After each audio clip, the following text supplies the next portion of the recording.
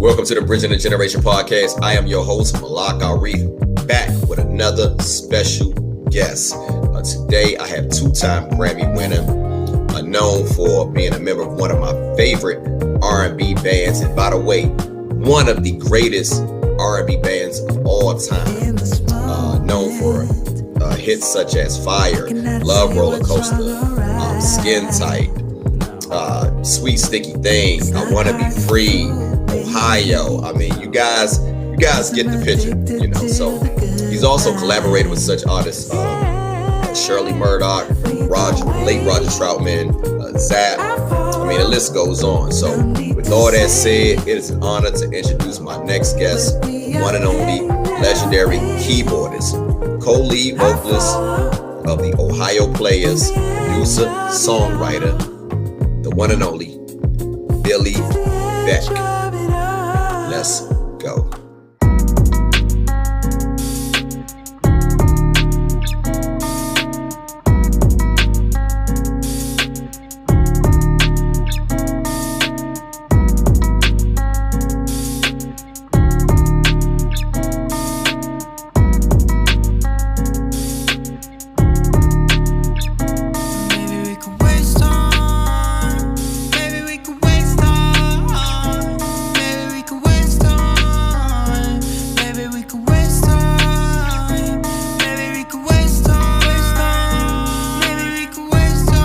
Welcome to the Bridging the Generation podcast. I am your host, Malak Arif, and today you guys are witnessing a legend today.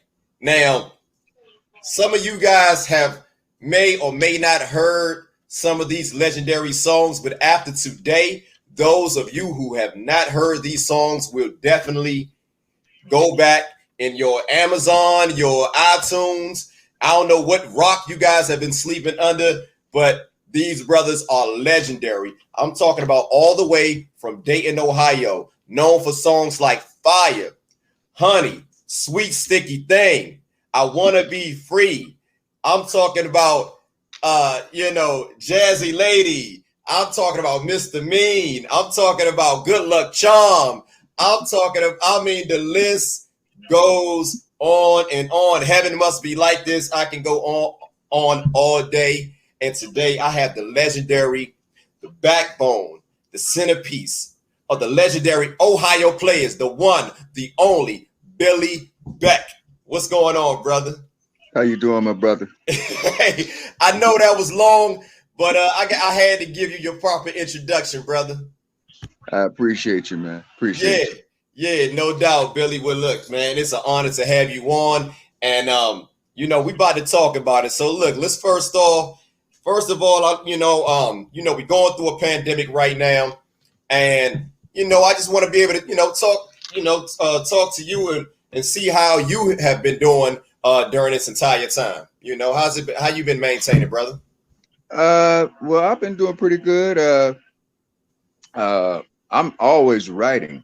Okay. Always writing. In fact, let me go ahead and get my little I know that's right. Get my little plug in. Yeah. Okay. So this is the second album. No, this is my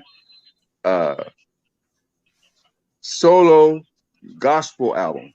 Okay, because I know you got the Memoirs of a Player. You dropped that back in 2011.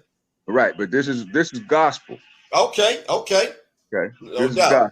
Because we all came from gospel. All us musicians came from gospel. That's a fact. So I decided, because since I lost both my parents, I made a promise to them, that I would one day, honor them by putting some of this music out, because a lot of stuff I wrote was original songs, original arrangements, and what have you. Gotcha. That I would put them out. So. I started the process. No doubt. If you notice, it says part 1. Okay, so we looking for, what we talking about? A sequel, a trilogy? What we talking about? We talking about a few things. I can dig it, Billy. Talk about it. So what? Go ahead. Continue. Yeah. So basically, it's so new. I haven't even gotten it all hooked up yet, as far as like where everybody can purchase it at. But as soon as I get that done, okay, it's on and popping. You'll be the first one to know. Oh, thank you, Billy, man. Hey, look, it is an honor. Like you said, like you can see in the background, you know, I'm a diehard Ohio Players fan. I got the vinyl, I got the albums. Yeah, all of them. We about to I can't tackle all these projects, but we gonna try to get to the bulk of it and talk about some of talk about some of these songwriting credits and some of these these production credits and we gotta put some respect on your name, because like you said over the phone with me, and it really stood out. We gotta give brothers like you your flowers while you here. Right. And it's a damn shame, excuse my language, that the Rock and Roll Hall of Fame has not honored you brothers and enshrined you in the Rock and Roll Hall of Fame yet. I don't know what's going on with that, but if you ask me, and we gonna talk about this later, Ohio Players, top 5, top 3 bands of all time. End of story. Right. Well, I have no idea what's going on with that. Yeah. But anytime they're ready to admit us, I'm ready. I'm ready. I'm born and ready. Yeah, and it's in Ohio. Right. Which I don't understand. Right down the road from where I'm at, because I live in northeastern Ohio. Okay. And Rock and Roll Hall of Fame is in Cleveland. Okay. And I'm originally from Youngstown, Ohio. Gotcha. So I'm right down the road. Okay. And Diamond's from Dayton, and the rest of the guys were from Dayton. Okay. So look, let's go back. We got to go back to the beginning. So originally, like you said, I know you have done a lot of interviews, but I'm telling you, this is gonna be the best interview ever. Okay. And look, let me say this, man. There is not a bigger Ohio player fan than me. Period. Seen you guys at least about 5 times through the years, and you guys do nothing but show out, man. That's all I gotta say, man. Thank you, man. Yeah. So look. Again, you're originally from Youngstown, Ohio. So talk about, growing up in Youngstown. Talk about some of your earliest musical influences. When did you first pick up that keyboard, that piano, and was there any other instruments that you picked up along with that as a young kid growing up? No, actually, I started playing piano miraculously one day, just out the clear blue after church. Gotcha. At the age of 4. So I've been told it was a gift. Child prodigy. It was a gift. Yeah. And then after that, I started taking lessons. Okay. And I was always way ahead of the curve, because I always hung out with older musicians, because Youngstown used to be the hub, with steel mills and all these factories and all that stuff. All the bands and stuff, James Brown, all them bands used to come through Youngstown. Okay. Yeah, because they was in Cincinnati at the time, right? They was based out of Cincinnati. Yeah, but Chitlin Circuit, Got you. Everybody used to stop through. So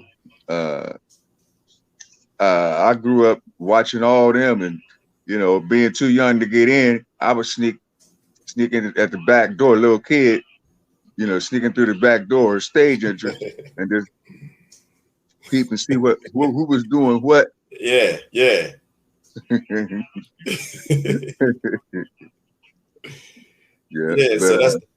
go ahead, continue, man, because like I said, you have a very distinctive sound, and we're gonna get into all of this later, but I want to know the backstory. I want to know, when did Billy pick up that piano, because the things that you have been able to do on that piano, on these keyboards, on that ARP, is something that has not, and I repeat, has not been duplicated since. Now I have my my top 3, my trifecta of keyboard players.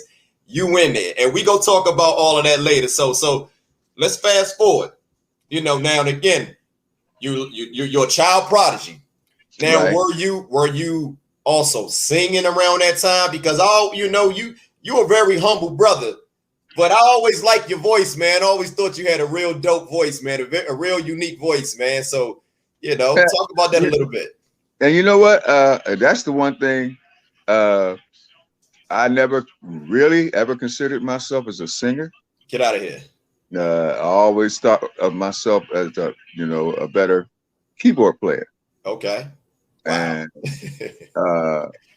in order to keep my job with the Ohio Players, once Junie had left the group, and I basically came in to replace him, and I filled his shoes. And I'm getting ahead of the story, but yeah.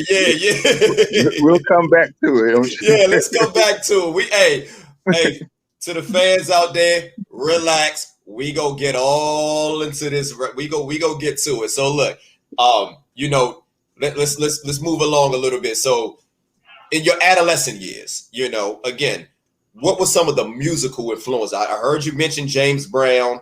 What were some of the musical influences, and did you ever perform in any bands prior to joining the Ohio Players? Yes. I always was in a local band. I was in my first local band. When I was in elementary school at the age of 11. Gotcha. And then was in local bands all through junior high and high school.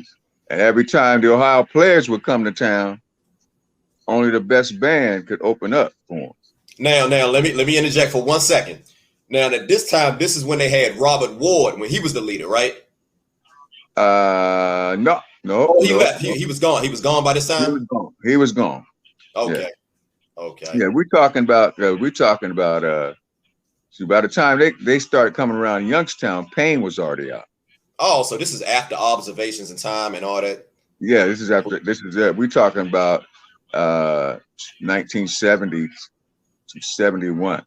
Okay. Because Ecstasy, Pain, and all them projects. Right. Westbound. Right. Because once I heard Pain, I was a Ohio Players fan for life. Hold up. So Billy, that was the first time you heard of the Ohio Players when Pain came out? Right. Get out of here. And I became a fan for life. Wow. So when they had Observations in Time and Pleasure, you never heard of those guys back then? Observations in Time, they were on Capitol Records. I had never heard of them. Okay. Never heard of them. Pain in my heart. That's my thing. Hey, that's Junie, right? That's Junie. Yeah. That been sampled like at least 1,000 times, man. Yeah. Yeah.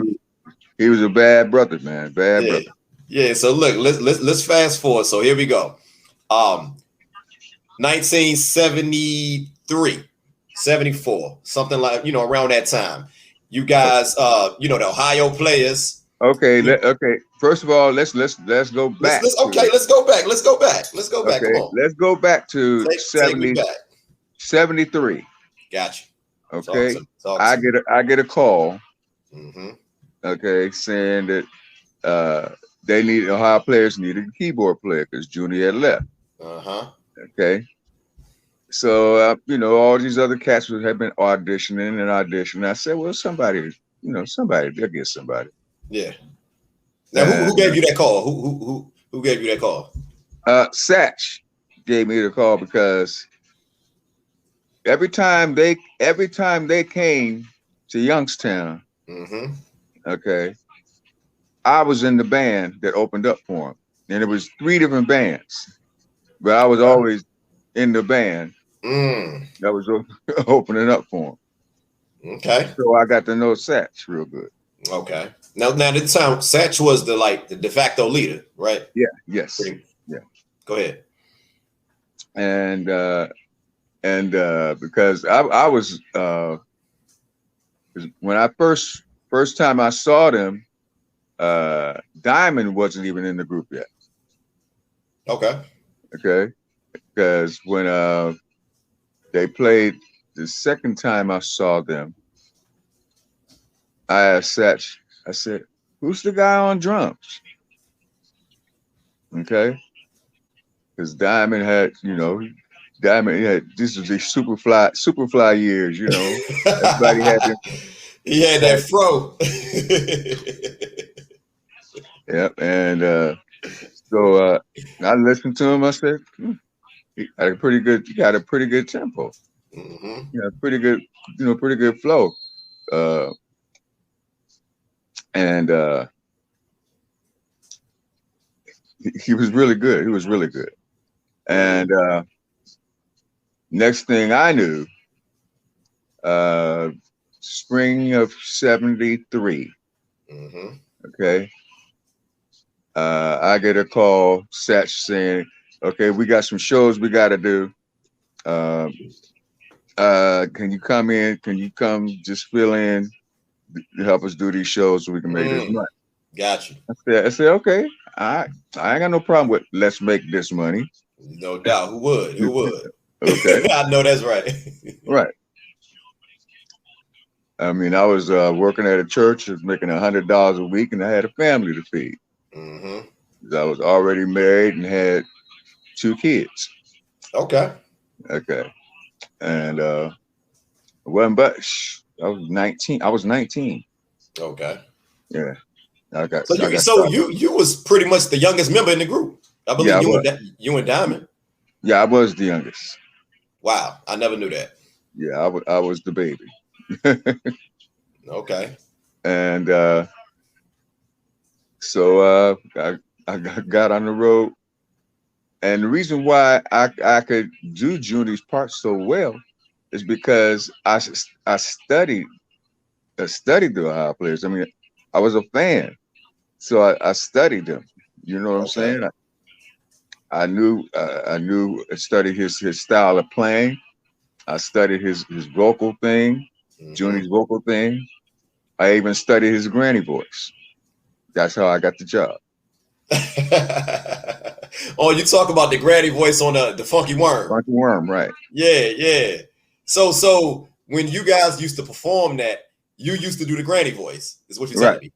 Right. So when you guys signed with Mercury, you guys were still doing some of the Westbound stuff? Yes, we were. What were some of the Westbound songs that you guys, because the hits came in very quickly, and we gonna get into all that. But what was some of the Westbound stuff that you guys played? We were doing Pain. We were doing Pleasure. Okay. We were doing some songs off of the Pleasure album, like Our Love Has Died. Bury His Love. Ooh, that Bury His Love. That's my thing right there. Yeah, it is. It's a bad boy. And then we were doing some cover tunes. We were still doing cover tunes. Yeah. Okay. And then about fall of '73. Okay, we went to the studio. Okay. In Chicago. I'll never forget it, because it was cold as a mud.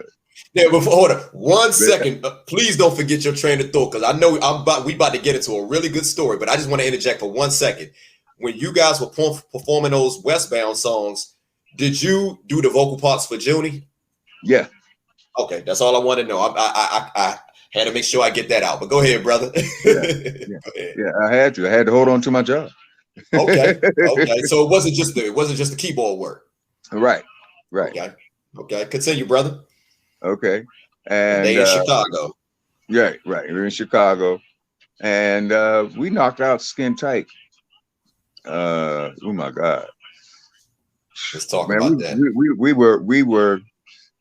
We were playing in Buffalo. Right here. I gotta show the fans, Billy. I gotta let the fans know this right here. This is the original Skin Tight album, 1973. Hold up, we gotta open this thing up. And see, there I am. Yeah, you see Billy with the Hey, right Billy, there. it look like you got a female on your shoulders or something like that, man. Right here. Right there. Yeah. That's Billy with that process, man. Looking clean, man. Looking clean. Go ahead, talk about it, Billy. Come on. Okay, so anyways, we were doing a club called the Red Pepper Lounge in Buffalo. Doing 3 shows a night, and leaving, catching the red eye out that night, and going to Chicago to be in Chicago the next morning, start in the studio the next day, record all day. Okay, finish that, be back in Buffalo to do the same 3 shows a night. We did that for about 2 weeks. Okay. About 2 weeks, and we were finished with Skin Tight. So with the whole album in about 2 weeks. That's amazing. That's amazing. I look at this album and I look at a lot of the albums. You know, I'm big on credits, and I see the engineer. You know, this brother right here. It always had this guy Barry Mraz. Barry Mraz. Yeah. Barry Mraz. I always see his name on all these, Mercury albums of the Ohio Players. So talk about your relationship, working with Barry, man. Because I feel like that studio, whatever studio that was, a lot of magic came out of there. Yes, it did. Yes, it did. Yes, it did. Paragon Studios, man. Paragon Studios. Who else recorded there? Who else recorded there? Oh my God. I'm trying to think of this. It's famous white rock group. Styx. Oh, okay. Styx recorded there. Who happened to be in the Rock and Roll Hall of Fame. Ain't that something? That's crazy. Anyway, so anyway, talk about around this time, like I said, you guys signed with Mercury. Now, what I want to know is, when you guys signed with Mercury, talk about the signing with Mercury. Were you already a member prior to you guys signing with Mercury, or did you come like right after? No, I was a member, but not a signed member. I was a member. I didn't sign until after Skin Tight. So you wasn't a signed member on the Skin Tight project? No. Wow. Yeah. But I went back in the meanwhile and challenged that, because a lot of that writing and stuff that was magic, I'm like, man, brother, you're on the album cover, and we all know the sound, and this is what I want to get into next. With all due respect to the legendary, the late Junie Morrison, the Walter Junie Morrison, right? But when you came and when Diamond came, the sound became not just funky and soulful, but you brought this lush arrangements and these mellow arrangements to the Ohio Players, man. And it took off so quickly. So what I'm saying is, talk about that a little bit. Like your influence, I think your influence is very underrated. Because in my opinion, that keyboard work on that ARP 2700 and that work on them, like, you know what I'm talking? Yeah, 2600, right? 2600. Talk about that, man. Come on, Billy. Well, first of all,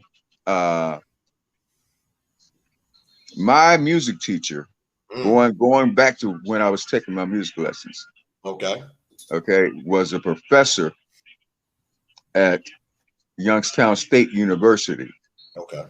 And he started training me on the college level while I was still in junior high school. Jeez. So I was way ahead of everybody else. I can tell. Okay. So he taught me all my theory, all my composition, all my modes, my sight rating, everything, writing, composition, and so I mean, when this happened, I was like, I was just a egg ready to hatch. Yeah, I heard you used to. Used to practice like 6 hours a day. Oh yeah, oh yeah. Anytime. Let me tell you, all my friends, those who are still alive and grew up on my street, will tell you anytime they would walk up and down my street. Right. They ain't even say, Billy, can you come out and play? Because they could hear me. They already knew what it was. Get home, do my homework. Yeah. Okay, right to the piano. Mm. Okay, they didn't have to ask me to practice. I loved it. Now, did you continue that? Did you continue that type of discipline when you joined the Ohio Players? Oh yeah. Okay. Yeah, I still do. I make sure I practice every day. Okay. I could definitely, like I said, listen to those projects. I could definitely hear it. I know you was definitely putting some work, because, like I told you over the phone, you and Chris, and we're going to talk about this later, but your sound is timeless. You have a timeless sound. And now after having this conversation with you and talking about, how you learn, music theory at such a young age, now it's all making sense to me now. Mm-hmm. It's all making sense. So look, let's go back to the Skin Tight album. 1973, you dropped the Skin Tight project, Skin Tight Takeoff. You got Jive Turkey on there. Talk about the making of Skin Tight. Well, they didn't know that I had been into a studio. I had been into a studio. So when they said, "Well, Beck, what can you do?" That was my key. Okay. So I arranged the horns. Wow. Okay. Because there's a difference in E flat and B flat horns. That's the music theory talk right there. Right. and your constant horns. Mm-hmm. And then the strings that were on Skin Tight and on Heaven Must Be Like This and the flutes, that was all me. I played them on an instrument called the mellotron. Yeah, I heard of that, the mellotron. They didn't even have a synthesizer yet that could do what I wanted to do. Wow. Because you could only hold on to mellotron notes for I think 4 or 5 seconds. Now, how did you find out about this mellotron? I asked, and there was a record company person there, and I asked him to sit. I said, "Man, see if you can find somewhere where I can find something or some synthetic kind of sound where I can play strings and flutes." Okay, where they actually sound like strings and flutes. Okay. Yeah. Because I like I said, man, your sound, which I contribute a lot to you.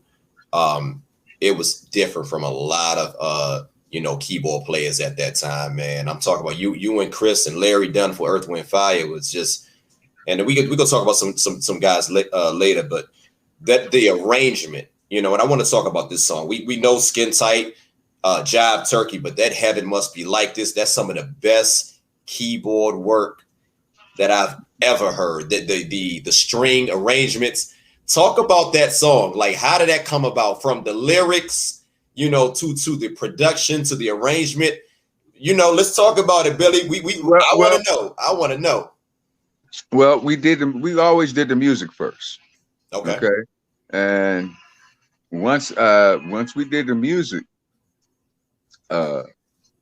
Sugarfoot took that mug to a whole nother level. He came up with the lyrics and the hook for that mug. Yeah. He did that all by himself. Okay.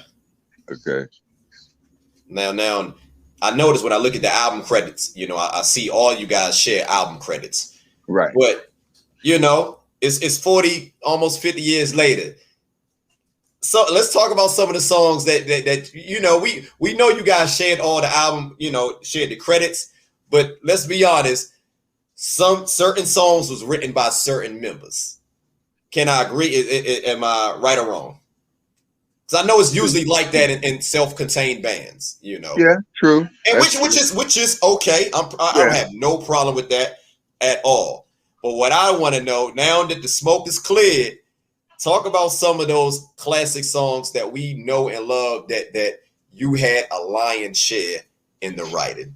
Can we talk about that, Billy? Because that's what we do on the Bridging the Generation podcast, man. We don't hold back. We don't hold back, brother. Let's see.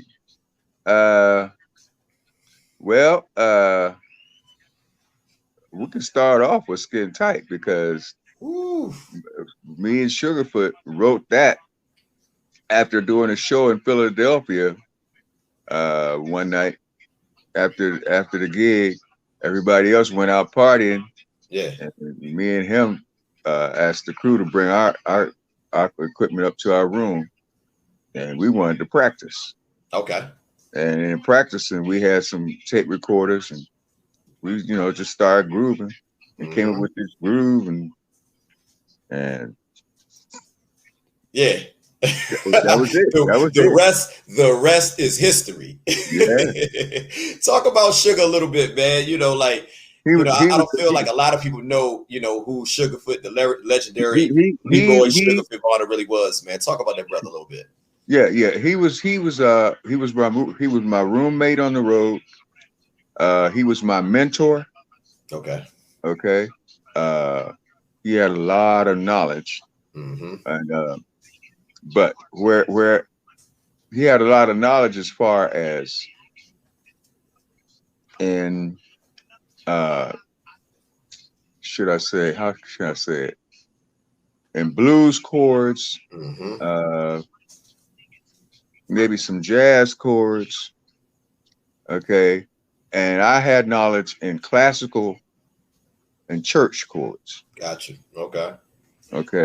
And so we kind of combined all that and mixed it up. No doubt. Yeah, man. Sugar. I can always when I think of Sugarfoot, I think of that fro, and I think of that double neck guitar, man. And was he playing that prior to joining Mercury? Because I can't, I'm not old enough that, of course, to remember the Ohio Players, in the early 70s. And I can't find any footage of the Ohio Players pre-Mercury. So was he playing that double neck guitar back then? Or did he start playing that, when he joined when you guys started on Mercury? He started playing the double neck when we got on Mercury. Okay, I figured I had a feeling for some reason. Yeah. Okay. Now, like I said, you and Diamond joined the Ohio Players. Now, who joined first? Did you guys come in together? Diamond came in 72. I came in 73. Okay. So who were you the closest with in the group?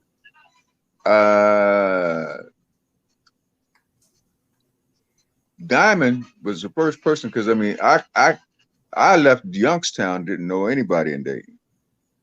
I was just me by myself. I was staying, at different guys from the band's house, and Diamond came over and picked me up, brought me over to his house, introduced me to his family, drove me around the city, showed me the sights. So him and I got to be pretty close. Okay. So the reason why I mentioned that, because you guys were closer in age, but you talk a lot. When I listen to different interviews and I did my research, it seems like you have a very high level of respect for the brother Sugarfoot Bonner. And me being a diehard Sugarfoot Bonner, I just want to know what made the brother so special, man, because we all know that voice. We all know that distinctive voice that a lot of guys, I don't want to say no names. Well, you know what? His the voice thing, he never really wanted to sing, but his playing ability was outstanding. It was, oh my God, off the chain. He could do stuff. I would see him to do stuff, and I would just bust out laughing. It was just so ridiculous. Yeah, his guitar work on "It's Hell" and "Fop." Right, and okay, yeah, because I mean, on his Hell, we were going at it, kind of like dueling at it, and him on the guitar and me on the piano. Okay.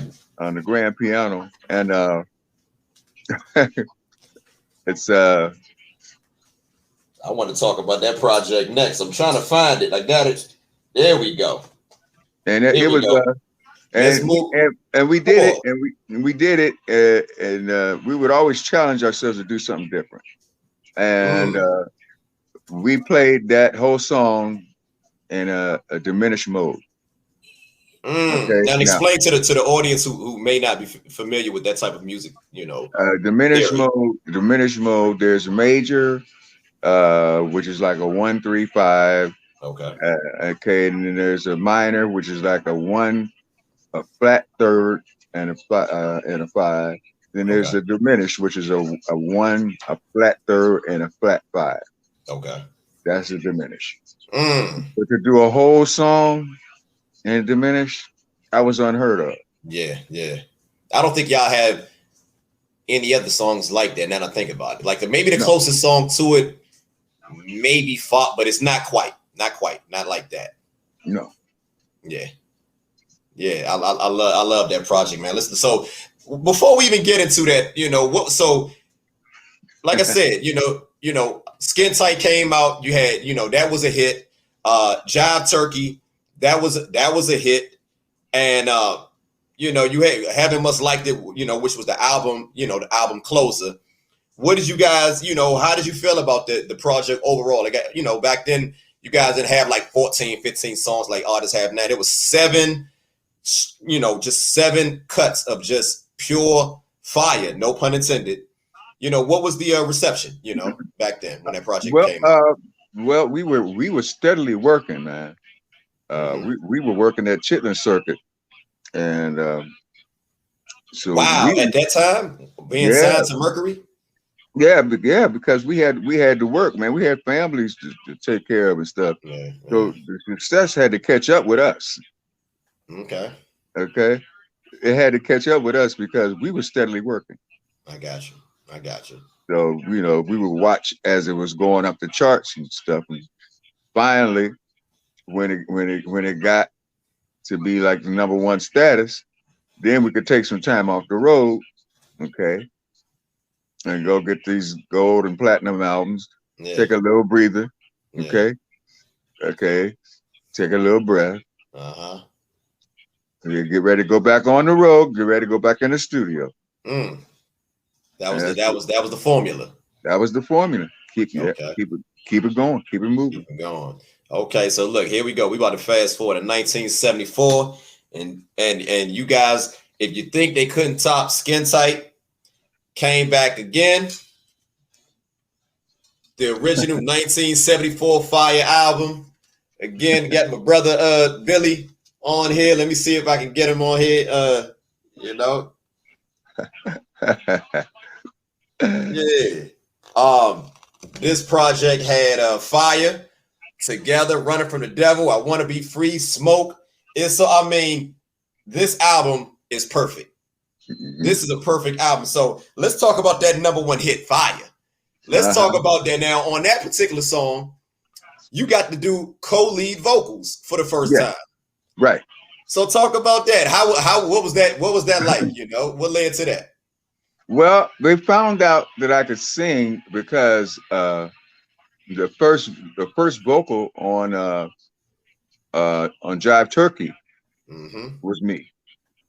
That I used to think that you. Oh, that's you, Billy. Yeah. I don't know why. I knew that. Continue. I knew that. I don't know why I'm acting like I did not know that because I'm thinking of nobody else sounds like that. So I apologize. Go ahead, brother. Yeah, so then by then we were such a well-oiled machine from working night after night after night Yes, and on sir. the Chitlin circuit, getting tighter and tighter. Okay, that when it came time to go to the studio, we were just tight like that. We were ready for it. Yeah. Now, how did these names of these songs come up? You know, who was the ones the one who thought of that? You know, because you guys had some very interesting names. We would come up with the names. Satch, who was the leader, would come up with the overall topic of the album. Okay. Like he would come up with Skin Tight. Okay, so that we come up with all the other songs, names of other songs. Then he come up with Fire. So then we come up with all the songs associated with that. Okay. I like that. You know, inclusive. You know. Okay. So I mean, it was kind of a well-oiled machine. You know, very well-oiled machine. So Fire goes #1 on the R&B chart and the pop chart. Now, tell me you guys' lives had to change after that, because for a band to come out on their, you know, this is your second album. I mean, what Billy? Right. Take me back to 1974. What was that feeling like, Billy? #1. Not just on the R&B chart. We talk about the R&B and pop charts. And this is just the beginning. It's more to come. But what was that feeling like when you found that out, brother? I was able to move into my own place. Stop staying with everybody else. And me and my wife took a city bus downtown to the Cadillac place. Ooh. And I drove a Cadillac off the showroom floor. What we talk about? El Dorado. El Dorado. Go on, Billy. Go on, Billy. He got that El. When we talk about a 73, 74, 74. 74. What color? What color? What color, Billy? A white on white with red crushed velvet. Oh, Billy, stop it, Billy. You killing him, Billy. You was killing him. Oh my goodness, off the showroom floor. Off the showroom floor. Good night, man. So look, you also had I Wanna Be Free, you know, which went #6, you know, also a top 20 hit on the pop charts, and I mean, when I look at this album and I'm looking at some of the songs on here together, Running from the Devil. I mean, whoa, you guys were hitting on all cylinders. The song Together, Diamond and I also got nominated for best R&B duo. Wow. For that song. Wow, I had no idea. Because at that time, him and Diamond and I were doing all the background. And that was a question I wanted to ask. Like, when I think of you guys' backgrounds, because and a lot of bands, and not no disrespect to them, because I love them, but it seemed like a lot of guys followed you guys' playbook when it came to those background vocals. But what I always wanted to know, being a diehard Ohio player fan, who was actually doing those background vocals? Like that high pitch, this airy high pitch, that was you. Yeah. Wow. I don't know. I thought it was either you or Diamond. Yeah. It was a combination of me and Diamond. Okay. Yeah. I love it, man. Talk about that, man. Like you, I feel like you guys, them background vocals, man, was some of the most distinctive background vocal work, man, out of any bands, man. And it really gave you guys that flavor, man, that's made you guys stand out from the rest. So talk about that a little bit, man. Yeah, well, wasn't really anybody around that were doing like those high backgrounds. So not at all. So I said, Diamond, let's take the backgrounds high. And like a falsetto, like Curtis Mayfield. Gotcha. I'm with it. I love it. And again, it seemed like a lot of bands Some even on you guys' label. Don't want to say no names, but they kind of follow suit a little bit. And I get it. I get it, man. Hey, you see a winning formula, you know. Hey, I get it. You know. Hey, look. Ain't no love. It ain't no love lost. Look. We actually were instrumental in getting some of those guys on the same label. So yeah. But you guys stood out, man. Just like they did their thing as well, man. But I feel I gotta give you your flowers because you guys were the first. There was no bands that had those lush, airy background vocals, them high pitched vocals, man, like you guys, man. And you know, it just I feel like you guys changed the game with that, Billy. I really do. Yeah, we did. So look, let's talk about these album covers, Billy. You know, let's talk about it. You know, I remember when Pleasure, Pain, Ecstasy, all those albums on Westbound, you know, which was a small record label out of Detroit, I believe. Mm-hmm. They had the woman with the dominatrix, you know, the dominatrix woman with the bald head woman, and yeah. And I don't know, did you know her? Do you know that lady? You ever meet her? I got a chance to meet her. That was during Walter Morrison's time. Okay, that was when Junie was on keyboards, piano. So talk about that transition. You know, like when the Ohio Players was on Westbound, and then you guys come into Mercury. Whose idea was to change up the album covers, man? Because Billy, you know, when we think of Ohio Players, not only do we think of some of the greatest music ever made, we think of them album covers.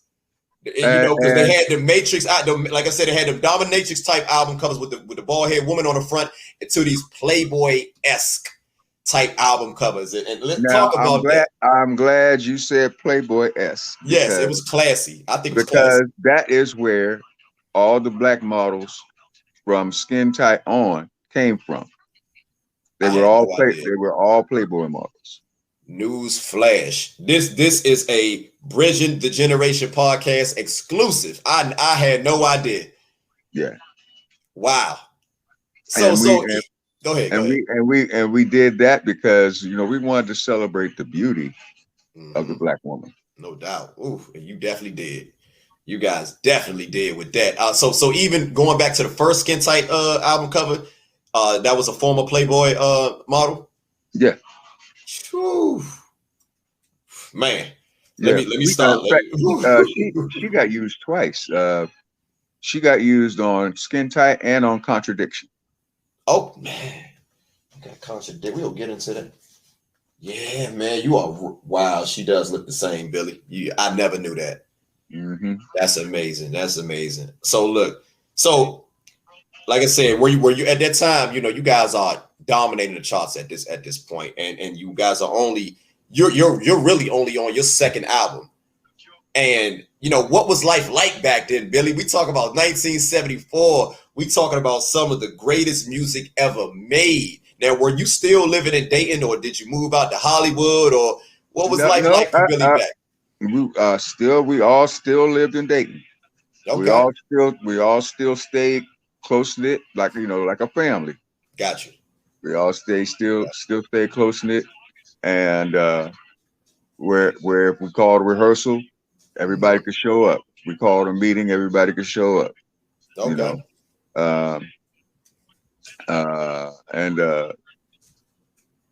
What was I getting ready to say? It was something. During that period of time, things were talking about times were moving fast, pace was moving fast, things were moving fast. Man. Were y'all even able to keep up with what was going on around y'all? Because again, you guys were like at the pinnacle when it came to R&B bands, but it was a lot of other great bands out as well. So did you guys, you know of the competition? I know you guys performed with these guys, but did you know like the bodies of work of these guys? Yeah, we did. Okay. What was some of your toughest competition? You know, Earth, Wind, and Fire, definitely. Mm-hmm. And that was the main competition for us. What about the fellow Ohio brethren, the Osley brothers? Oh, the Isley Brothers. Yeah. Oh, well, they had been cold a long time. So yeah. Did you have a relationship with Chris Jasper?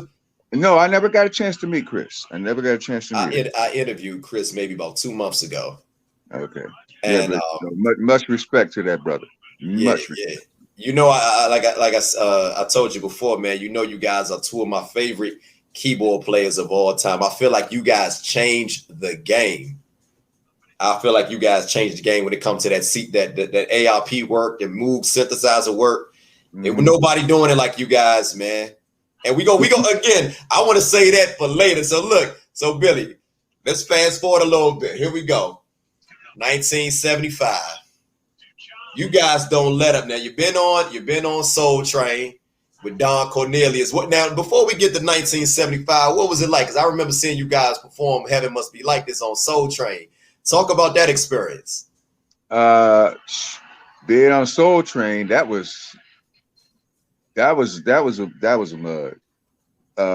Being on being on Dick Clark's American Bandstand.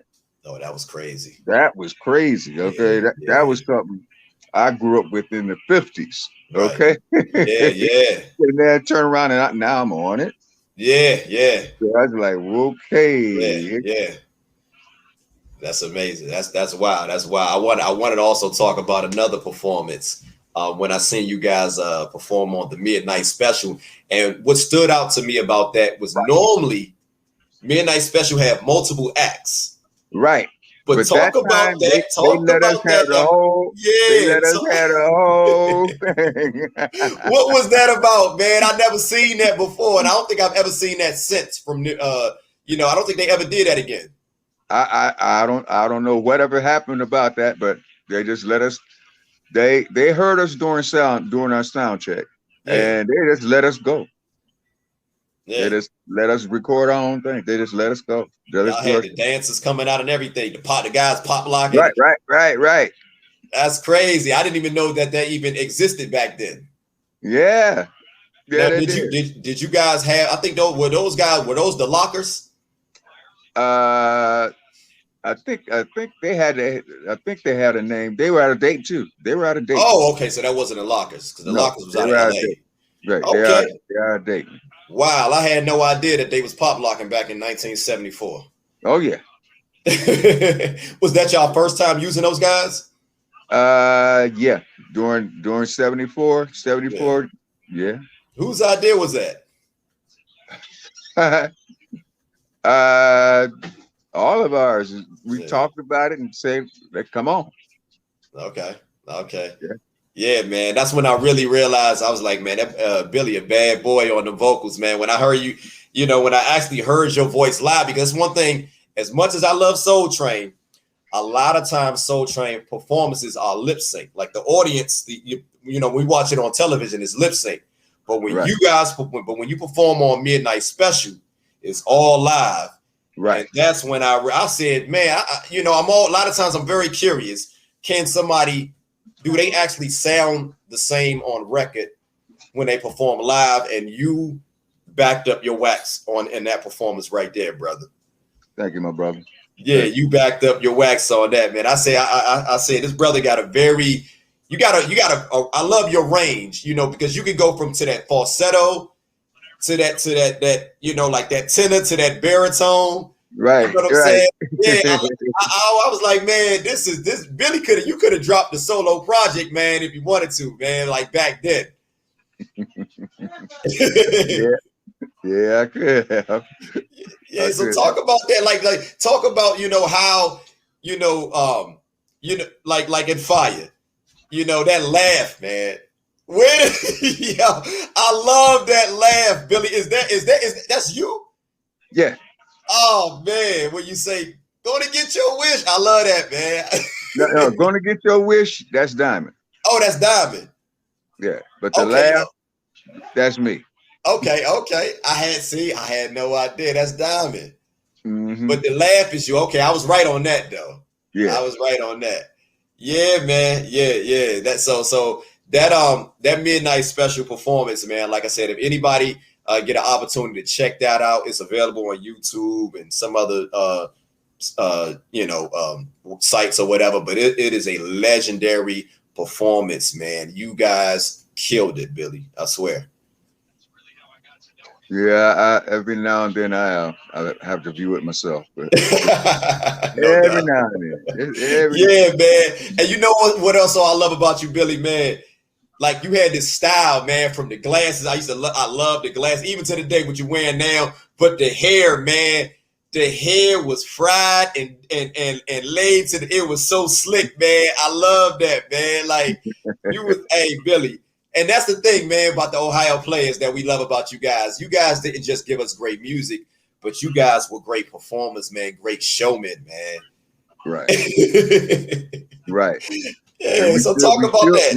We still try to keep that going on as much as we possibly can, man.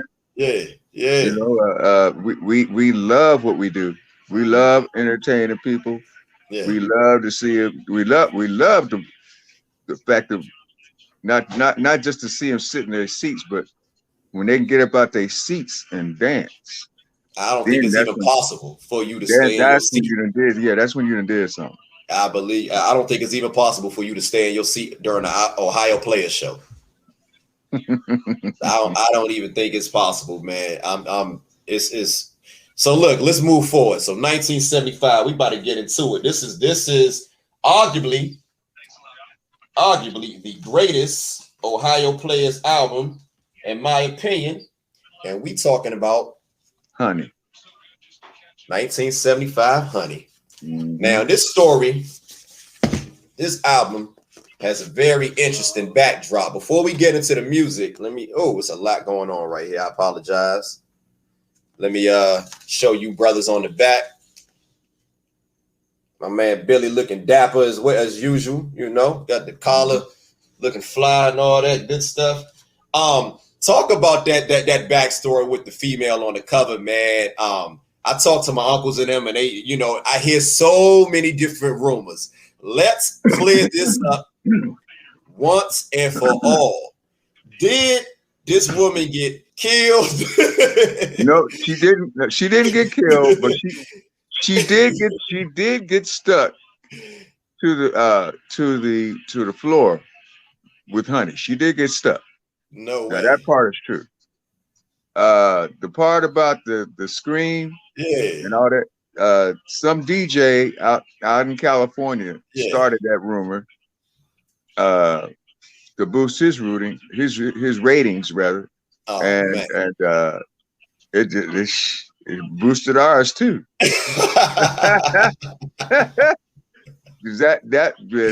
That's when we became known as the gangsters. Yeah. Of R&B. What did y'all think about that when y'all heard that? Like, because I've heard that rumor for so many years, and that's one of the reasons why I wanted to interview you. I wanted to get your story on that, because that is crazy.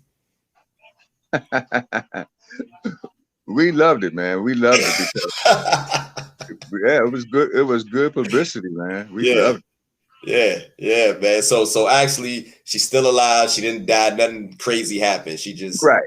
Yeah. So when you said she got stuck on the glass, how long did it take to get her off?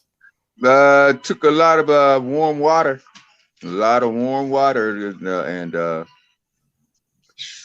about a couple hours to get her off. Whew, man, I can only imagine. So let me guess. Is that where you guys got the inspiration from, Sweet Sticky Thing? Yeah. Oh yeah. Now that song is written in a different key than a lot of you guys' songs. You know, like that it has a very distinct and very different melody. You guys went in a whole different direction with that song right there. Talk about that Sweet Sticky Thing. It was written like in like it had different movements in it. First there's the verse movement, and then there's it's more like a classical jazzy type movement. Exactly. Okay.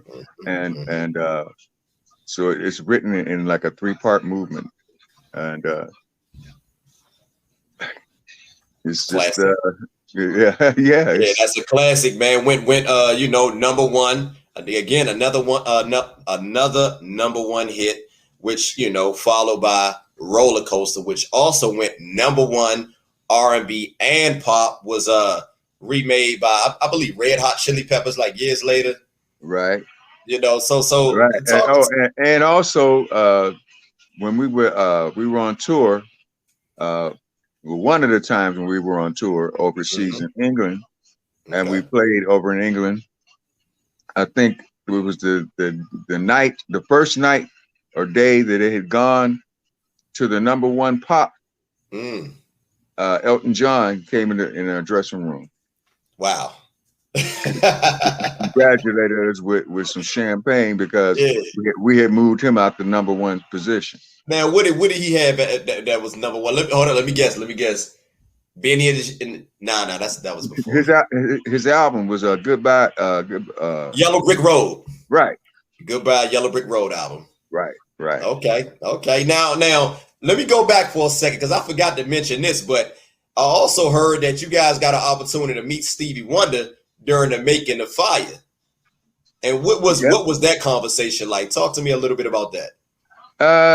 Well, we hadn't done the words yet. Get it back. Baby, come on, interview. It's all good. Come on. Talk about that. I'm ready. We want to hear this. Okay. We had done the music for all the music for the track of Fire, but we hadn't come up with the lyrics yet. Okay.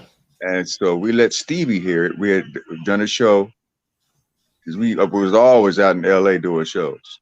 We had done a show. We played it back in our dressing room. Played it for Stevie. Okay. And we asked Stevie. You said, Stevie, what do you think we should call this? He said, I don't care what you call it. It's a hit.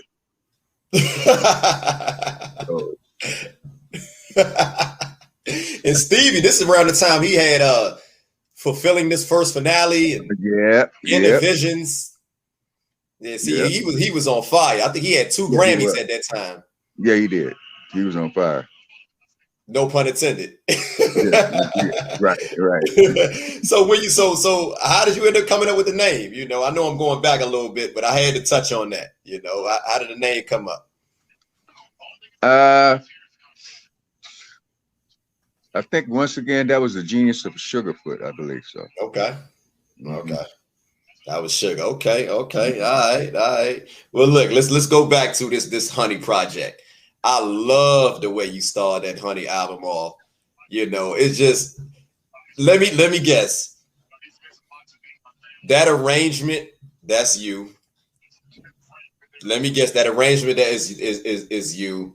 And the whole song Honey, I had written already. I didn't want to say it, but I want to go ahead and get it out. Let's get it out. I had written it back during the Fire sessions. Okay.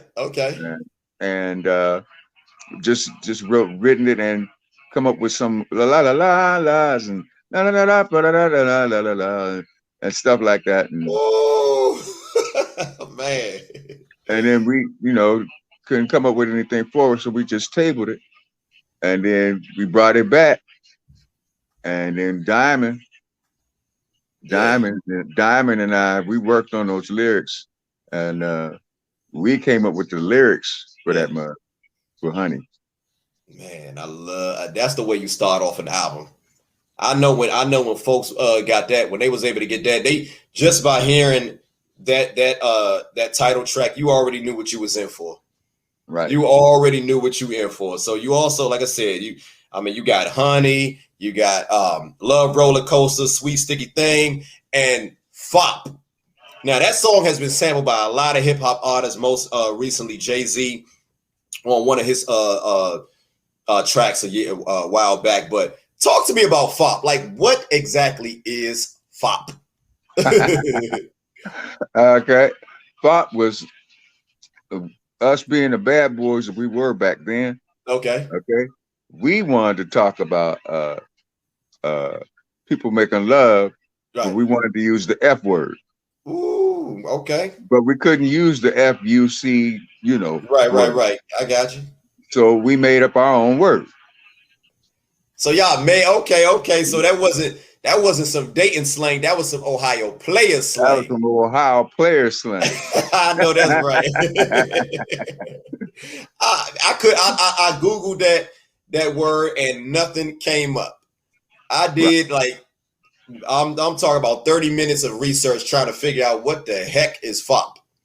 And nothing came up. And I've been listening to this song for over 30 years. Love it to death and had no idea what it meant.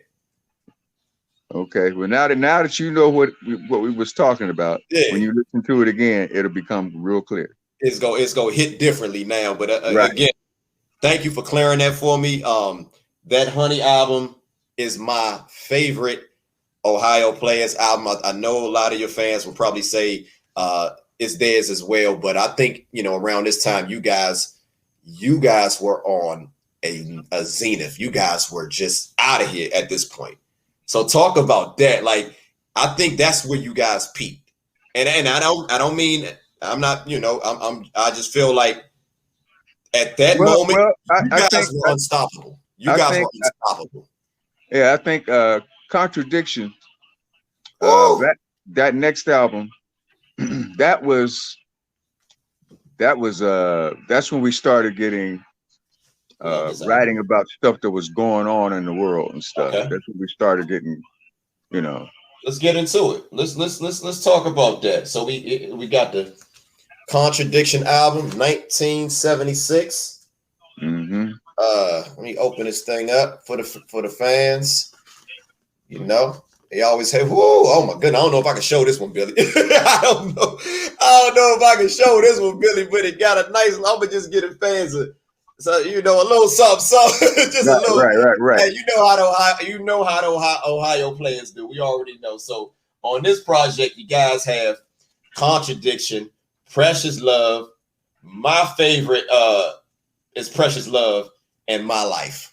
Now, let's pause for a second. Now the hits were Ohio and Hushiku. Am I right?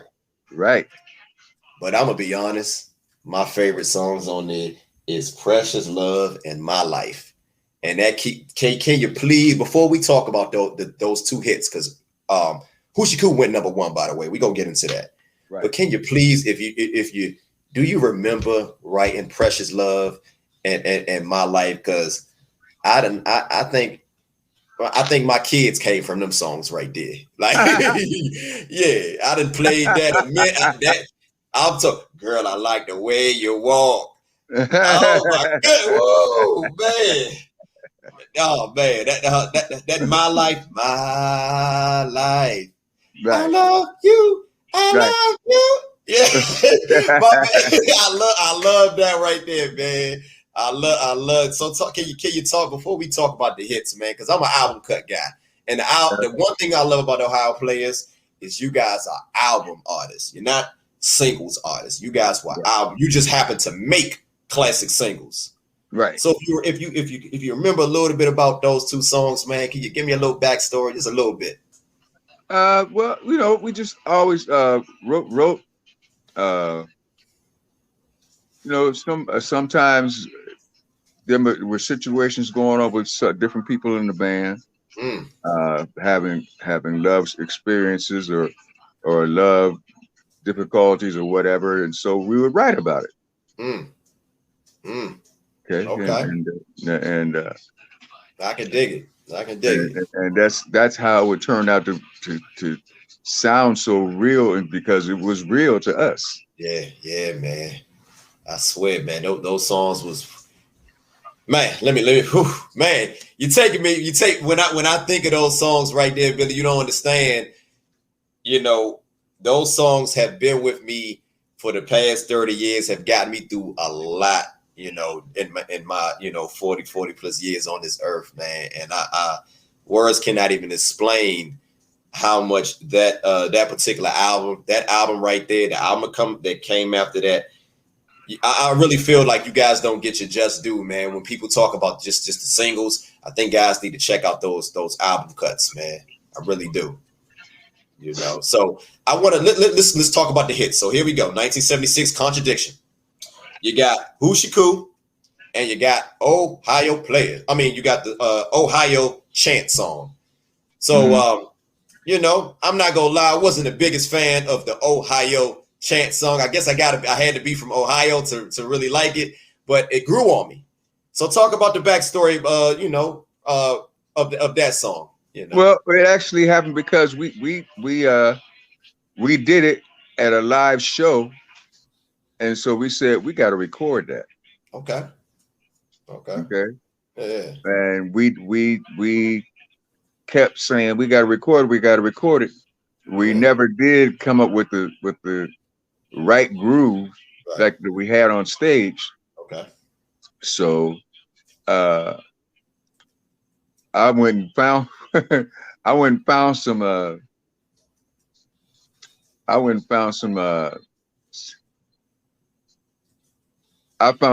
tape. Okay. And edited it together and basically made it to be that, because it was, and it just stuck, you know. Ohio State wound up adopting it. Yeah, the football team. Right. The Buckeyes. Right. And that was a top 10 hit, went with, you know, did very well. And you also had the #1 hit, Who She Cool. Now, what the heck does Who She Cool mean? Now, what does that mean? I love the song to death, but I never knew what that meant. That means, who does she mess around with? Who does she yeah, who does she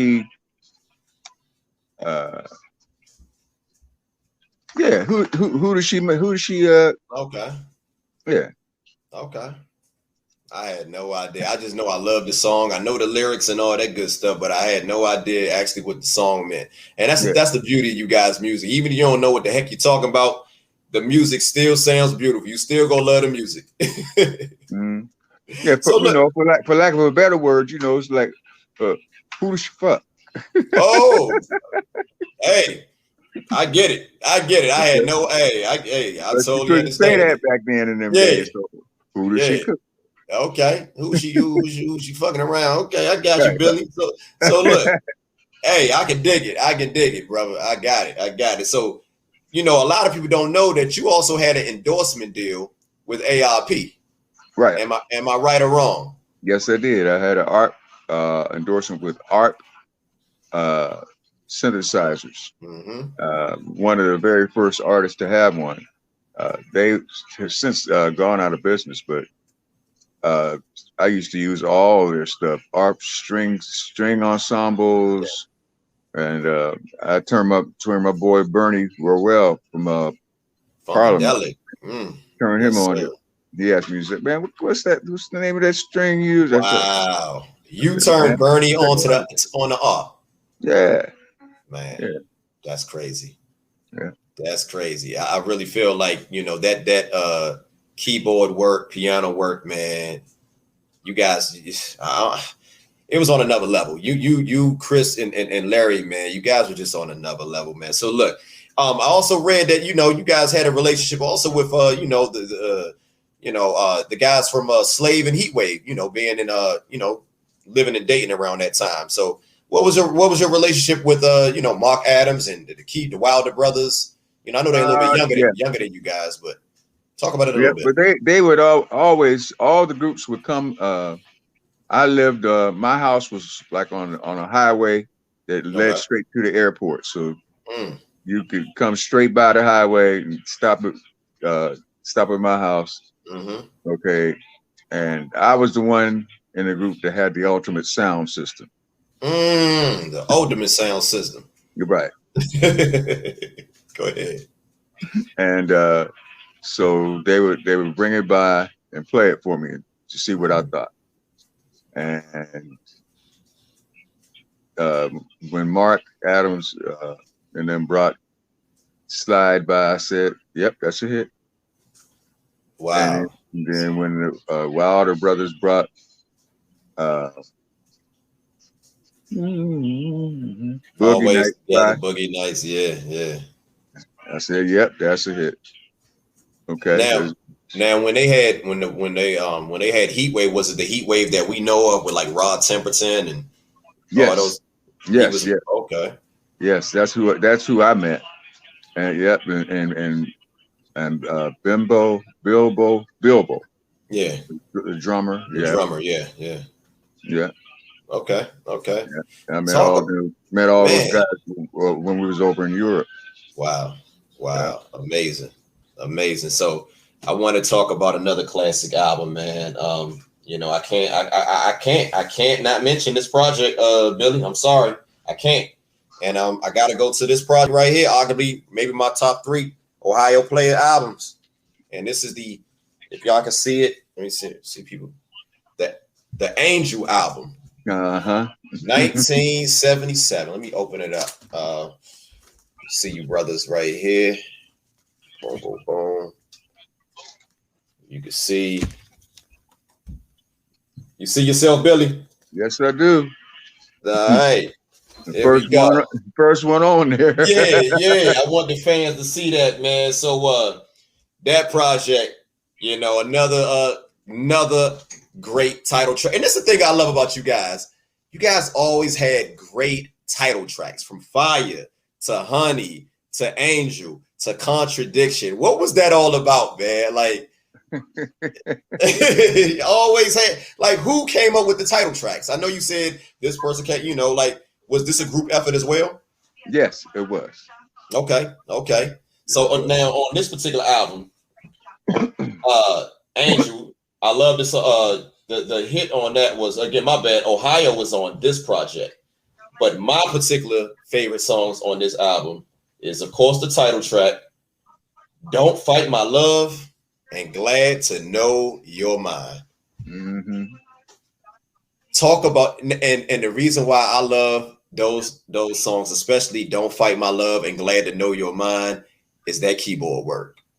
And I know you can. I know you done. I know you have been in many studios and you done touched many keyboards, but you gotta remember the keyboard work that you did on "Don't Fight My Love" and "Glad to Know Your Mind," and those are. I mean, can you just give me a little something, Billy? Just give me a little backstory on "Don't Fight My Love," because that's my song when I get a nice young lady that I'm interested in. But and you that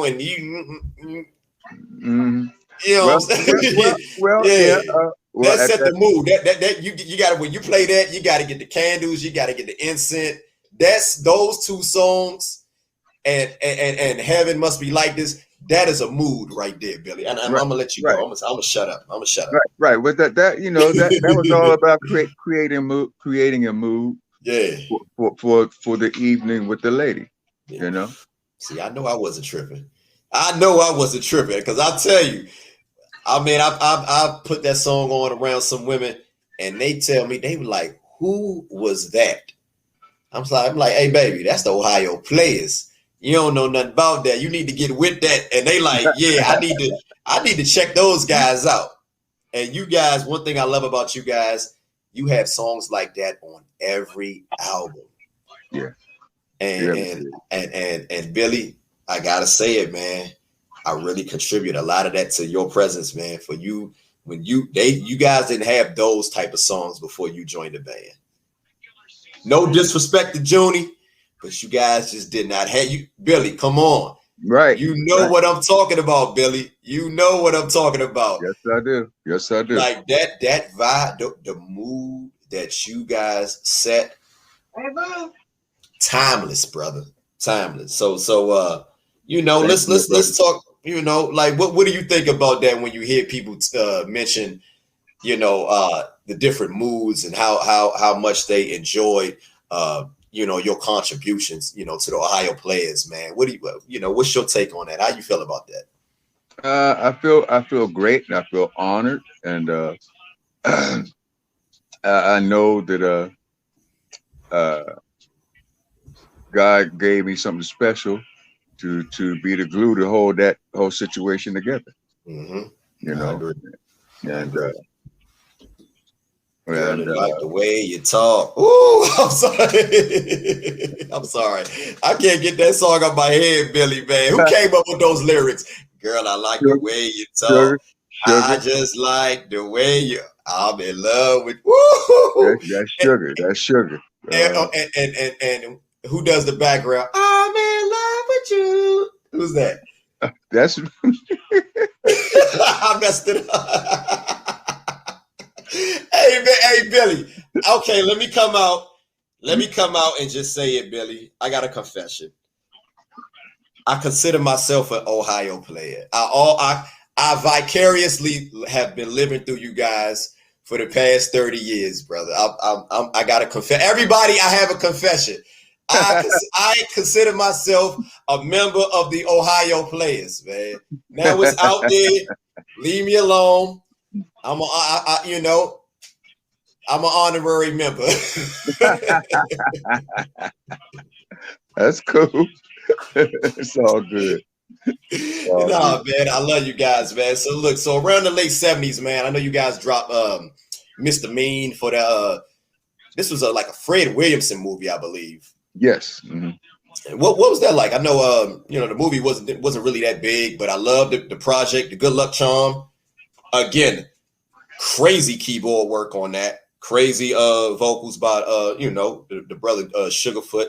What was that? What was that like? Doing a soundtrack, because I believe that was a soundtrack. Yeah, it was. Okay. It was a very, very crazy time. We did a lot of flying in and out of LA and out of Chicago, and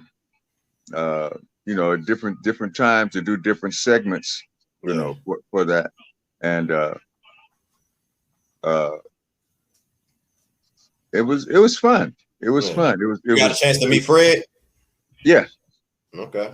It was a challenge. It was a challenge. He was a nice guy. Mm-hmm. Yeah. Nice guy. I love that album cover, man. I think I left that one upstairs, but that's when you guys wearing the black tuxedos. Right. Yeah. And then I remember it was one particular movie they said they used a Good Luck Charm. I think it was like Three's Company. Mm-hmm. They had the movie. It was like a biography, or I guess like a documentary on the movie on the television show Three's Company. I remember hearing Good Luck Charm in that. I don't think do you know that? I don't think. Yeah, they use that. I love the the chanting and a lot of the the arrangements on that particular song, man. That Good Luck Charm is another classic, man. Another hidden gem, from you guys, man. I'll tell you, hey Billy, I know the catalog, brother. I know the catalog. So again, you guys dropped Jazzy Lady, and I believe like the same year, if I'm not mistaken. And that had some cuts or whatever, but the late 70s was starting to get a little crazy, Right.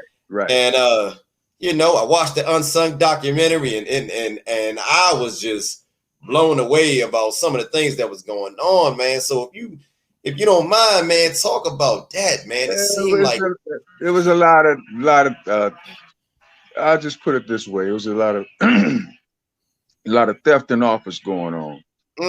And amongst some of the brothers in the band, and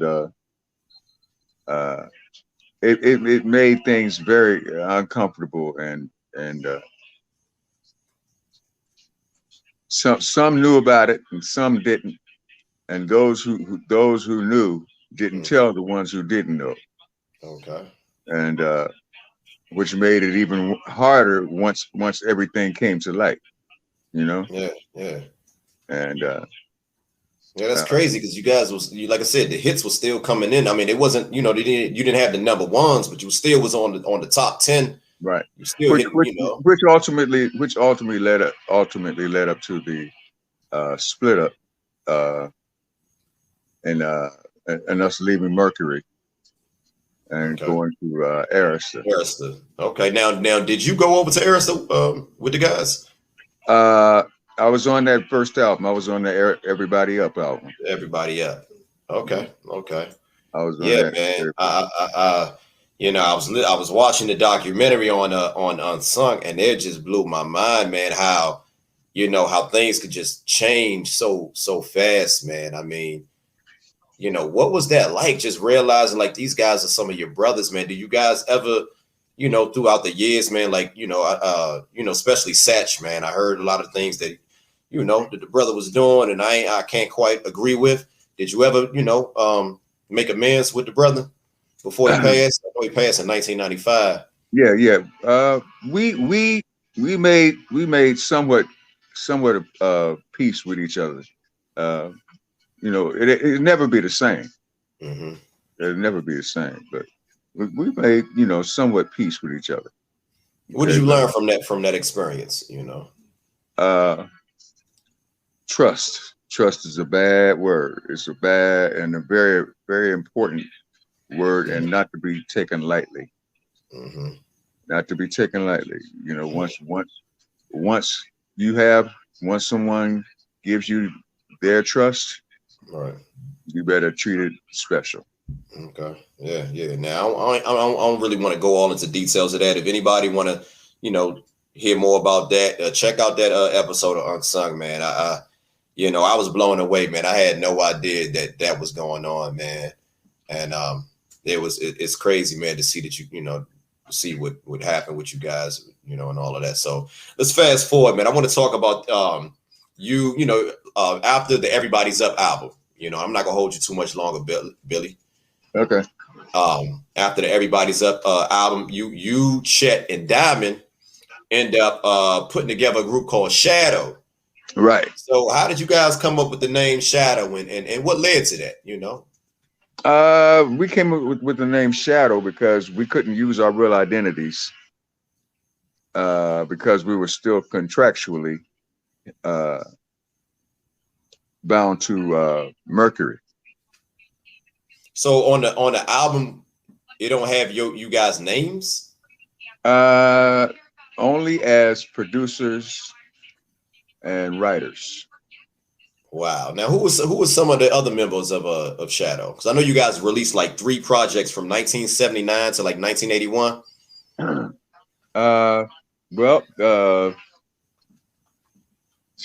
There was only ever 3 really true members of Shadow, and that was myself, Diamond, and another brother named Chet Willis. Now, Chet was a member of the Ohio Players. Now, he was the second guitarist. He was a rhythm guitar player. Okay, talk about that brother a little bit, because I know he came a little bit later, man. What was it like working with Chet? Oh man, it was a joy, man. It was a joy. He was a joy. He was all that in a bucket of chips. No doubt. Yeah. Okay. And why did he join Ohio Players when you guys already had a guitarist? Well, because Sugar had so many guitar parts that he recorded, it was hard to reproduce them all live. Okay. So we got him another guitar player, and then it also made it easier for me and Diamond because we had another vocalist to help us do the backgrounds. Oh, Chet did vocals as well. Yes. Okay. Now, what album did Chet join? I want to say after the Honey album. Okay, Contradiction. It was after the Honey album, yeah. Okay, no doubt. But he had already been with us since '74. Yeah, because I remember seeing him on the Midnight Special. Right. And that was the Midnight Special was like '74. Right. You know. Okay. So let's fast forward. You know, after your stint with Shadow, now Shadow, what record label was that on, by the way? I was Elektra. That was on Elektra. Okay. Elektra Asylum. Elektra Asylum. So yeah, so let's fast forward now. And after you guys, after you was, you know, your tenure with Shadow ended, you began to, you know, work with, you know, fellow Ohio natives, Roger Troutman, Shirley Murdoch on, you know, songs like "I Keep Trying," "As We Lay." Actually, how that happened is I wasn't really doing anything, and Sugarfoot told me that he had been doing some guitar tracks with Roger. Okay. And, you know, making some money because the players weren't really doing anything. Okay. We were, you know, we had kind of broken up, but we were still, some of us were still brothers, you know. Right. And so I went down to the Troutman office, and I walked in, and I said, "Hey, I need some work." Man, that's all I had to say. And they wound up making me head of productions. So did you work on any of that Zap work? Yeah. Okay. Yeah. What was it like, man, working with the genius, Roger Troutman, man? What was that brother like? No, it was amazing, man. It was amazing, but you know, it was like working with Sugarfoot, or working with Diamond and Chet, or working with the Ohio players. Anybody on that level who knows how to work that fast and think that fast and right. think it through that quickly, mm-hmm. and can make you see the final picture. Right. All you got to do is just throw the paint. Throw the paint. Yeah, man. I know Roger, man. They said he used to play like every instrument, man. Yeah. I know when he had the Human Body, I think he played like every instrument on that album, if I'm not mistaken. No, he didn't play drums. Except drums. Okay. Right. Lester Troutman played drums. That was his brother. Was his brother. Okay. In fact, Lester still plays drum for Zap. Mm-hmm. Okay. Now you wrote a bunch of songs with with Shirley, and you did some work with Roger, man. But we got to talk about that As We Lay, man. A lot of people don't know, man, that you co-wrote As We Lay, man, which was to this day is Shirley Murdoch's biggest song, man.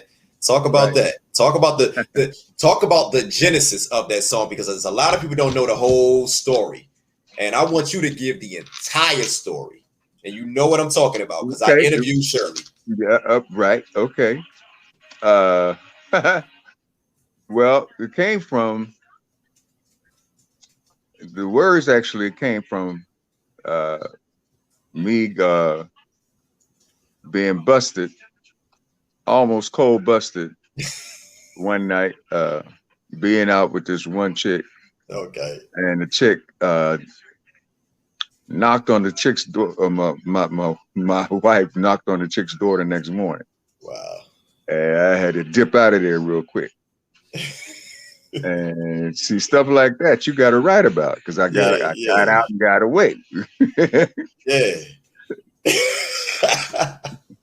Man. So Billy, the reason why I brought that up, because a lot of people, and I think like maybe 99.9999% of people do not know that you originally sang the original vocals on that song. And I heard it for the first time, I believe, like earlier this year. Right. And that was on what album? Let the fans know. That was on a group called The Human Body, which Roger produced. Okay. It was myself, one of the horn players from Parliament, and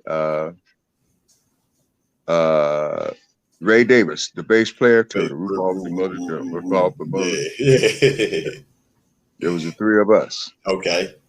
Yeah. And so let me say this for the record. Hey, everybody who's watching, the original vocalist and the original writer of As We Lay is the one and only Billy Beck. When you guys ever get a chance to check it out, I believe it's on YouTube. I don't know if it's on Amazon or iTunes, but I want folks to know that.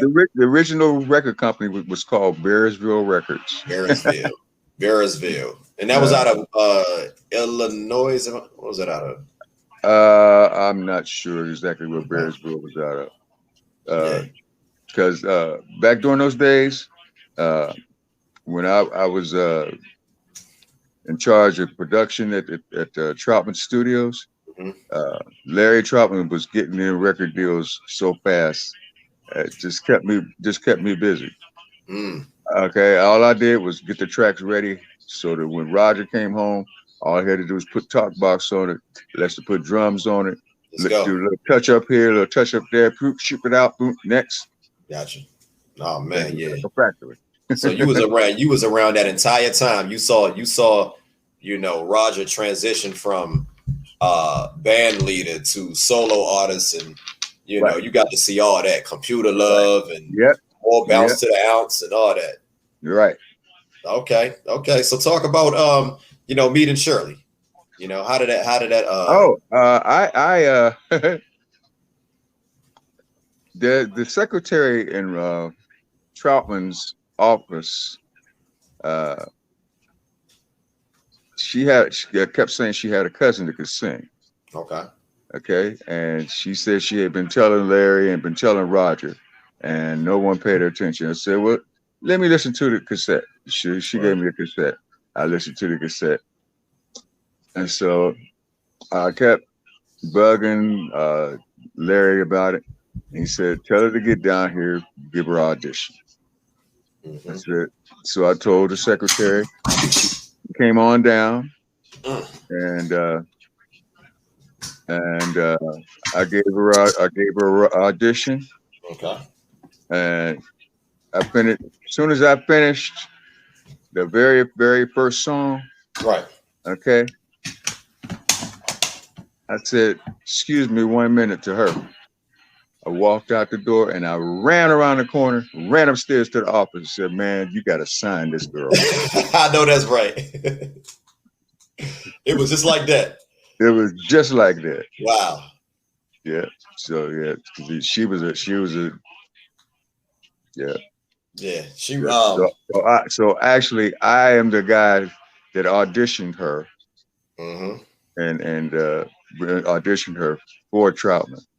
Okay. And that's why we her and I got special mad love for each other. Yeah, that's dope. We used to eat our chicken noodles together from Famous Recipe. Man, okay, yeah, man. Shout out to Shirley Murdoch, man. Like I said, you went on to write a few songs with her. You did, like I said, As We Lay, which was a top 20 hit. Spend My Whole Life with her and her husband Dale. You know, you did a lot of work, man. You did Keep On. You wrote I Keep Trying by Roger. Right. You know what I'm saying? So you was definitely in the mix of things going on with that whole that entire camp. You know. Right. Yeah. So you know, let's fast forward a little bit later. You know, I know there end up being like 2 Ohio player groups. You know, one was led by Diamond and one by Sugar, if I'm not mistaken. What was that all about? If I'm, you know, am I right or wrong? No, you're right. And I wasn't in either one of them. Wow, you wasn't in either one? I wasn't in either one. Why's that? I didn't want to get caught up in the politics of it at that time. Okay, because I'm like, you know, we all grown, we older than this. We should just go ahead and get back together. Mm-hmm. So, and when they didn't listen to reasoning, time took its course, and when Sugarfoot died, Diamond called me up and said, "Okay, Beck, let's do it, man. Let's do this. Yeah. Let's get back together." I said, "Okay, I'm glad you finally seen my way." So here we are. Now let me go back for a second. Just for a second. I know you guys worked together. You know, you guys got back together. I believe in like the late '80s or something like that. Yeah. For a hot second. What was that like? It was all right. We did some tracks for record company called Track Records out of Seattle, Washington. Mm-hmm. And we did an album called the Back Album. Okay. And we did some songs for it. It's just, some of the songs are pretty nice. Most of the people probably have never even heard of it because they didn't have any distribution. Okay. So without distribution, you cannot be heard. Okay. So, you know, they didn't have any distribution, and they didn't get any airplay. So we got let out of that contract, and you was still working though. You still, you know, you still found a way to, you know, to make sure that you keeping the lights on though. Oh yeah. So talk about the 90s, you know, the 90s, man. It seemed like it was a 70s rejuvenation, man. You got a lot of these like the Sinbad 70s well, the 90s we started off good, and 90s. I went to see you guys in Atlanta. The first time I went to see you guys was in Atlanta. 90s I kind of dropped out. I had to drop out to get me together. Right. Okay. I had to do some soul searching, and get myself together, and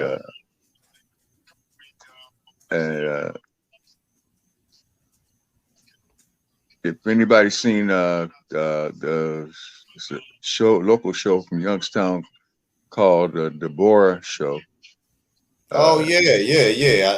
I know that you're like a deacon now, brother.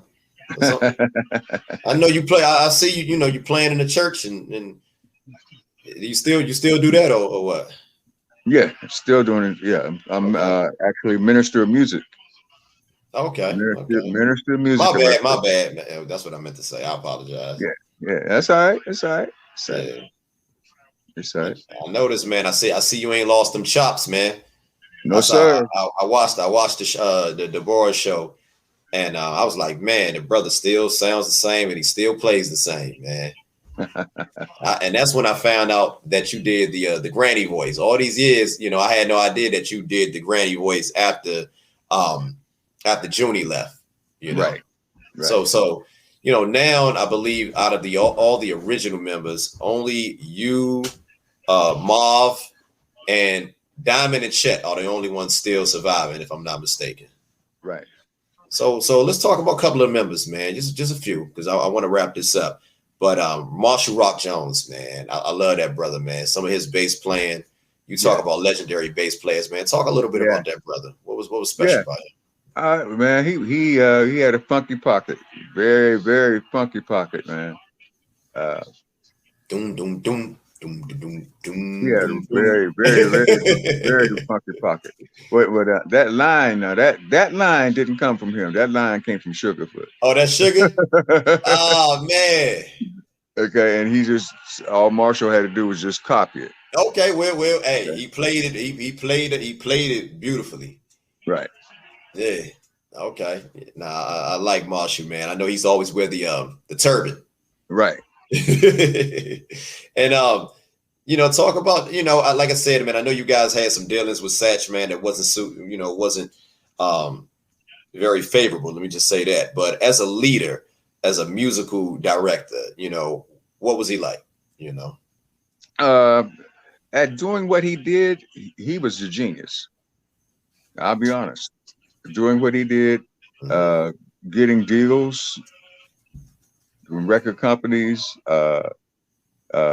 getting money, getting tours, coming up with ideas for albums, concepts for albums and stuff. He was a genius. You can't take that away from him. No question. You can't take that away from him. I would never take that away from him. Yeah. I know he sadly passed away from, I believe, like a heart attack or something. A stroke. Stroke.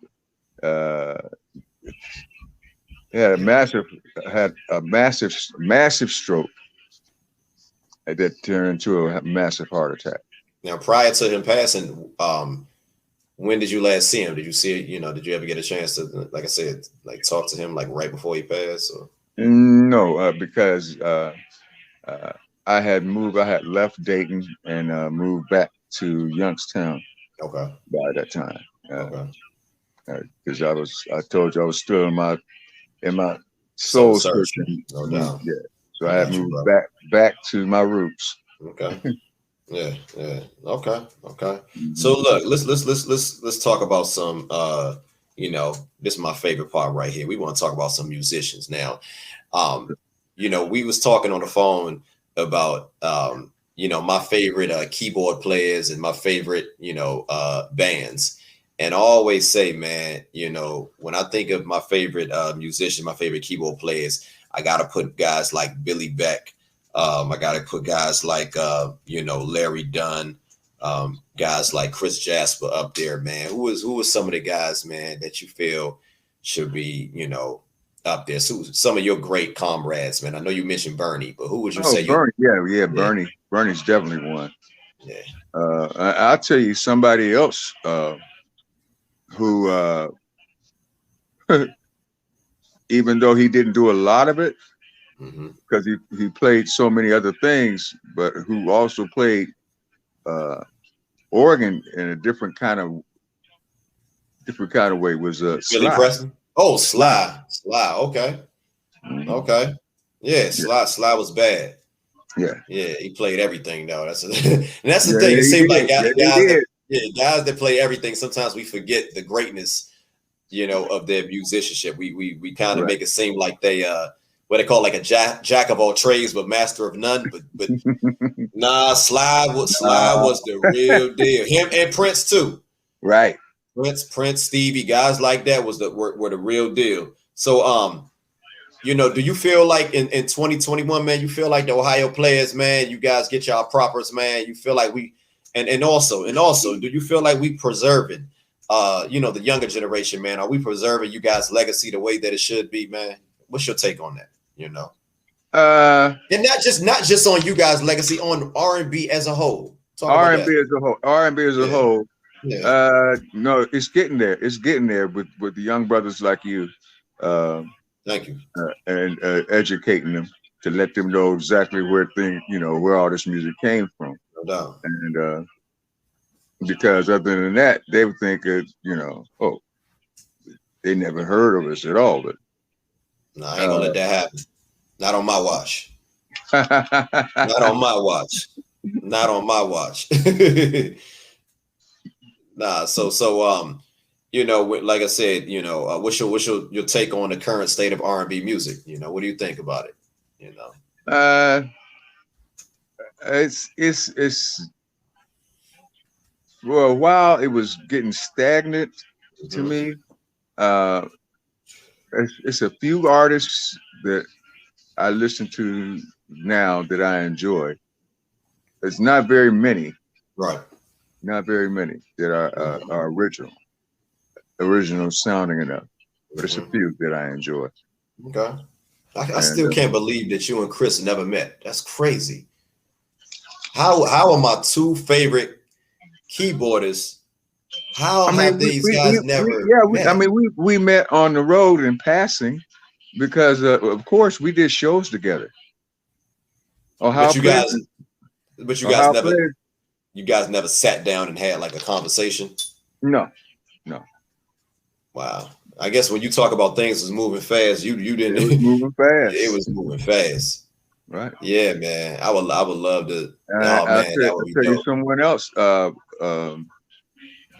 had never had a conversation with Lionel Richie. We used to do shows with the Commodores before they blew up. And I'll tell you, the person that I did have a conversation with was Walter, the drummer. Junior. Oh, Walter, okay. Walter from the Commodores. Walter Orange. The one who wound up singing Brick House. Walter Orange. Right. Yeah. He was a cool brother. Okay. A little short guy. I met him before too. A little short brother. Yep. him and the keyboard player. Milan. And guitar player. Okay. Yeah, all them. Thomas McClary. Yeah. Okay, so let's switch gears for a second. When you think of like a lot of the legendary bands, who were you guys like really cool with? Because you guys had two great bands that was on y'all label as well. you know, and I'm not trying to sway you to, you know, I'm not trying to sway your, you know, your opinion or anything like that. But who you guys really close with, you know, out on the road? Well, we were close with the Barkays and the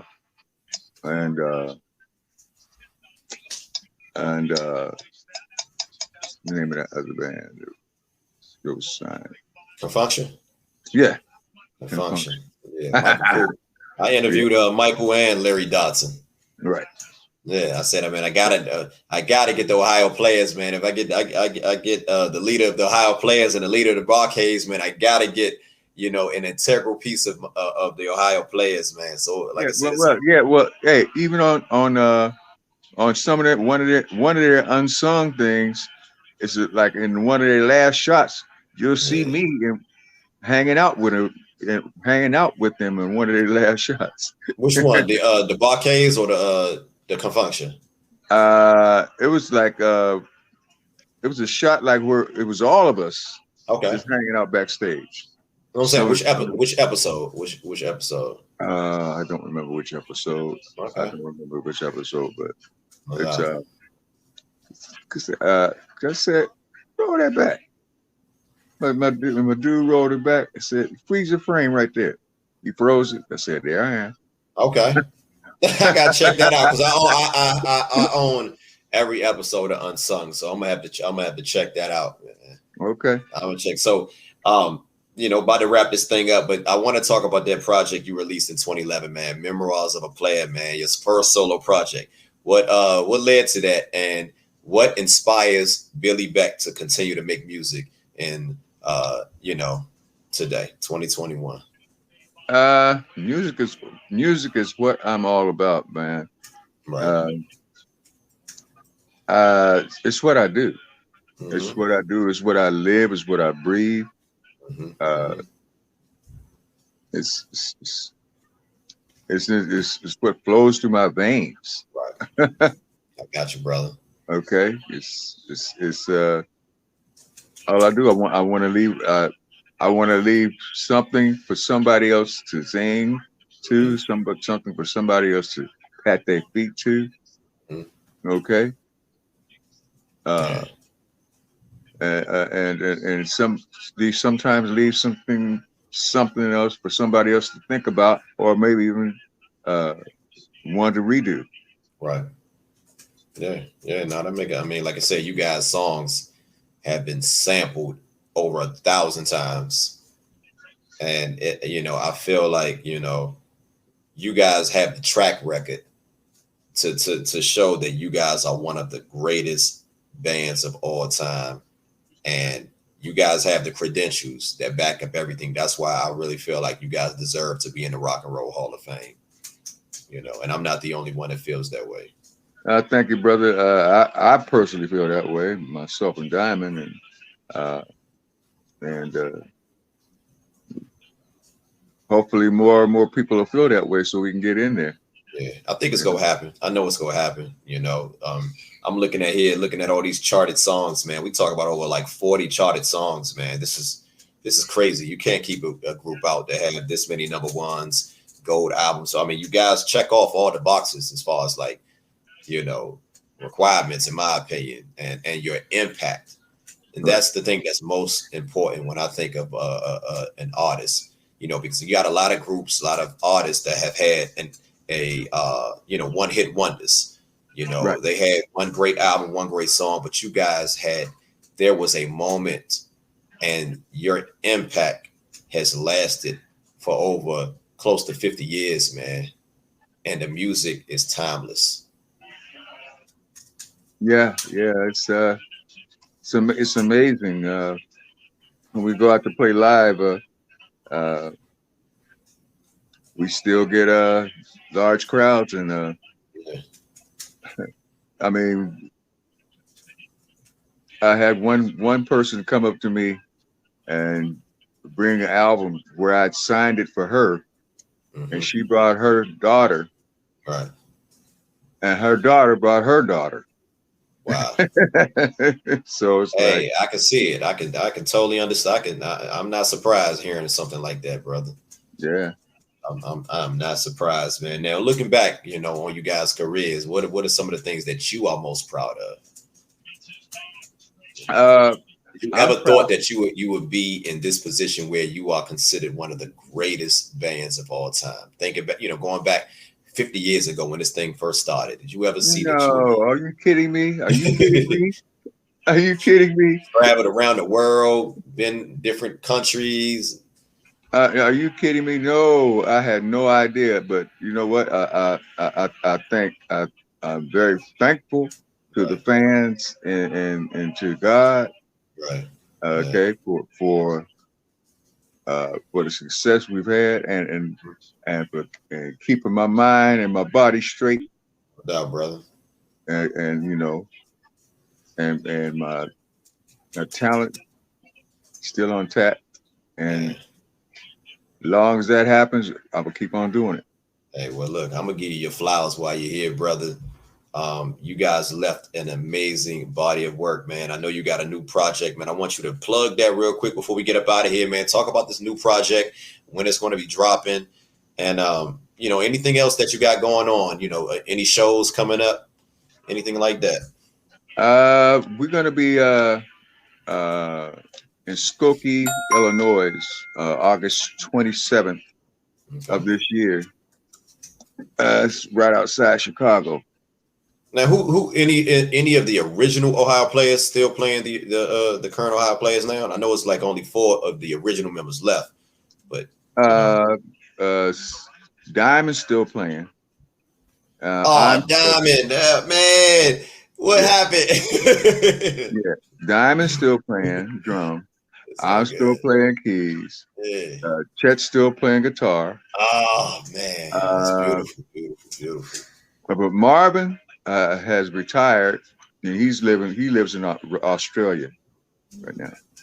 Wow. But everybody else that we got on the lineup with us has been with us. Some of them 30, 40 years, and there's some that've been with us not even that long, but it's still a very well-oiled piece of machinery. Y'all still got that horn section? Because I heard, you know, I still got that mean horn section. Yes, sir. I know the original guys, man, used to be Marvin. Let me hold on. We got Marvin, Satch, and Pee Wee. And Pee Wee. Yeah.